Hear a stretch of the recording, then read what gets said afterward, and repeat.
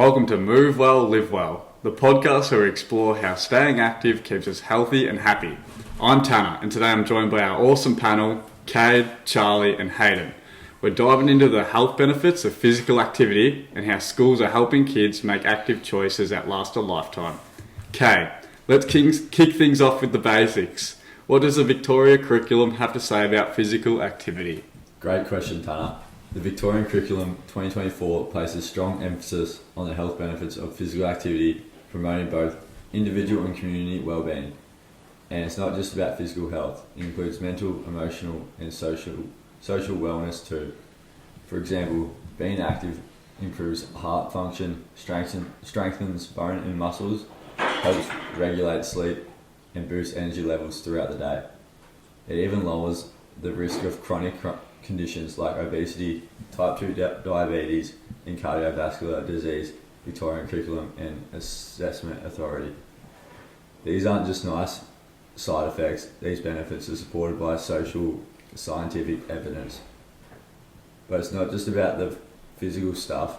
The curriculum encourages students to understand how physical activity influences their overall well-being.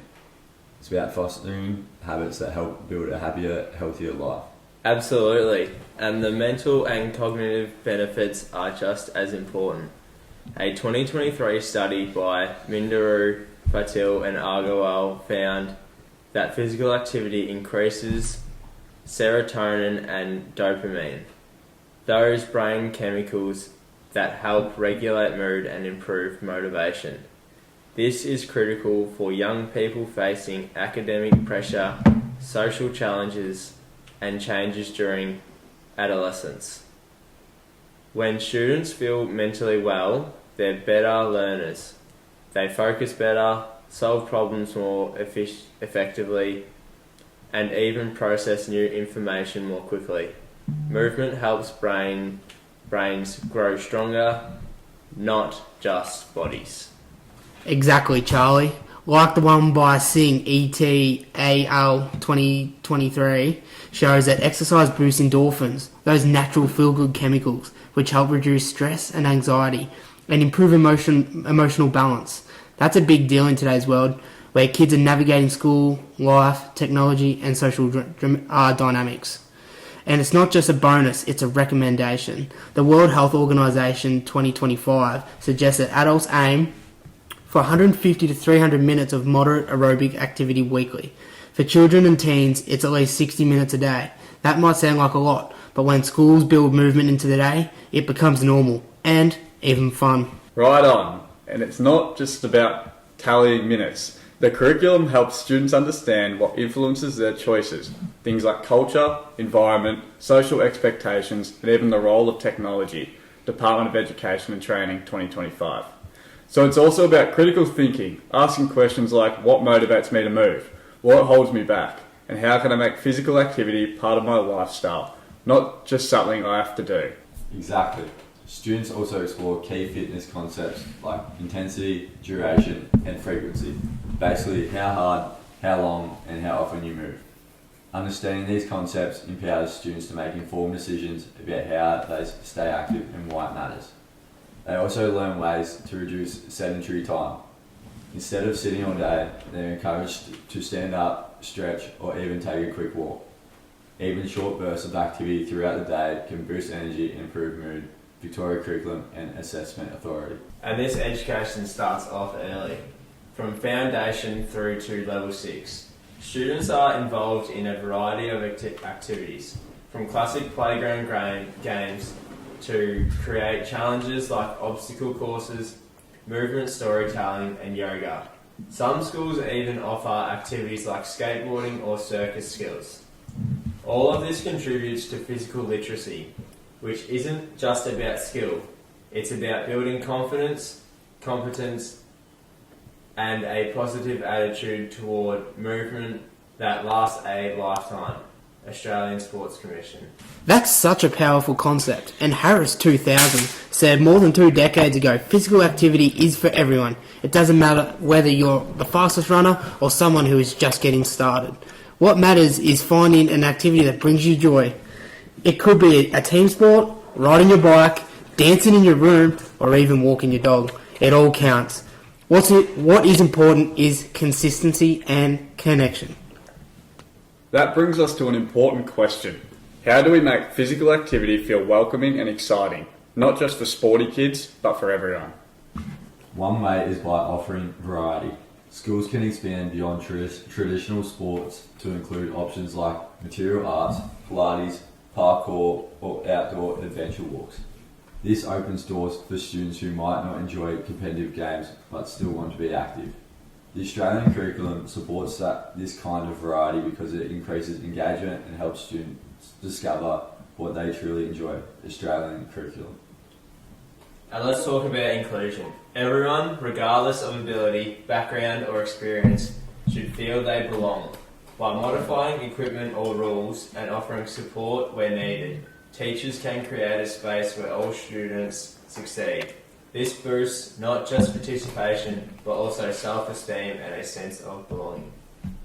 Creating a positive environment is key. When schools focus on teamwork, growth and effort, not just winning, it builds confidence. Physical activity becomes less about being the best and more about personal progress. And let's not forget the social benefits. Activities like group games and partner challenges teach importance of values like cooperation, empathy and respect. This is stated in the Victorian Curriculum and Assessment Authority, ND. Totally, and we can integrate movement into all subjects, not just PE. Teachers can add active learning into math, science or even literacy. Imagine measuring the distance of your steps in math class or acting out a story in English. Even short brain breaks help. A stretch, a jump and jack challenge, or a quick class walk can refocus attention. Mahindra 2023 showed that light physical activity improves cognitive performance, especially in young learners. And giving students choice really matters. If they can decide between options, maybe dance one day, circuits another, they feel more involved and motivated. It gives them ownership over their health journey. Choices build habits.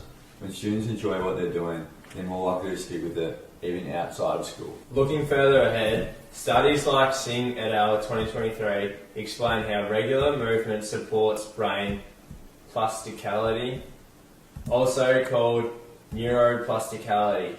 That's the brain's ability to adapt and grow, even as we age. So activity not only protects us from illness, it helps shape who we become. That's so true. And as Alexandra, Barnett and Thomas 2012 noted, physical activity is a powerful tool for emotional regulation. When students learn that they can use movement to manage stress, lift their mood or connect with others, it becomes part of their self-care toolkit. They don't just do physical activity, they value it. Exactly. It's not just about perfection or performance. It's about creating lifelong habits, whether that's riding your bike, jumping on a trampoline, trying out Zumba, or just having a laugh and kicking the ball around with friends. Before we wrap up, let's talk briefly about how schools can encourage parents and the wider community to support active lifestyles for kids. Great point, Tanner. Schools can partner with local sports clubs, recreational centres and health professionals to offer after-school programs or weekend events. This expands opportunities beyond school hours and connect kids with community resources. They can also provide parents with info and tips on how to encourage active play at home or get involved in family activities. Creating that homeschool connection is crucial for reinforcing positive habits. Yes, and when families and communities are involved, kids see physical activity as part of their everyday life, not just something that happens at school. It normalises movement as fun, social and essential part of well-being. Plus, when communities support safe spaces for walking, cycling and outdoor play, it becomes easier for everyone to just stay active. Infrastructure like bike paths, parks and playgrounds makes a real difference. All great points. Now I want to share a quick story I heard recently. A local school introduced a walking school bus where groups of kids walk to school together with a parent or teacher leading the way. It's safe, social and gets kids moving before the day even starts. Plus it cuts down on car traffic near the school. It's a small thing, but it made a big difference in that community's health and happiness. That's awesome, Tanner. It shows that sometimes the simplest ideas have the biggest impact. Speaking of impact, listeners, if you're a parent or an educator, Try to find creative ways to weave movement into everyday routines. Maybe a family dance party or a quick stretching session before homework. It doesn't have to be complicated or take lots of time. Absolutely. And remember, movement is not a punishment or an obligation. It's a chance to have fun, connect, and feel good. Before we say goodbye, we want to hear from you. What's your favourite way to move? How do you stay active at school or at home? Send us your stories and tips through our social media or email. We might feature your ideas in an upcoming episode. That sounds great. Sharing what works helps everyone discover new ways to start moving. And if you're feeling stuck, start small. Even a 5-minute walk or a few stretches can make the difference. Remember, every bit counts. The goal of lifelong well-being, and it starts with just one step, one jump, one dance move. So here's the big message. Just move. Any movement is better than none. And when we move well, we live well. A huge thank you to our fantastic panel, Kade, Charlie and Hayden. And to you, our listeners, for tuning in. Remember to stay active, support each other and make a movement part of your daily routine. Catch you next time on Move Well, Live Well. I thought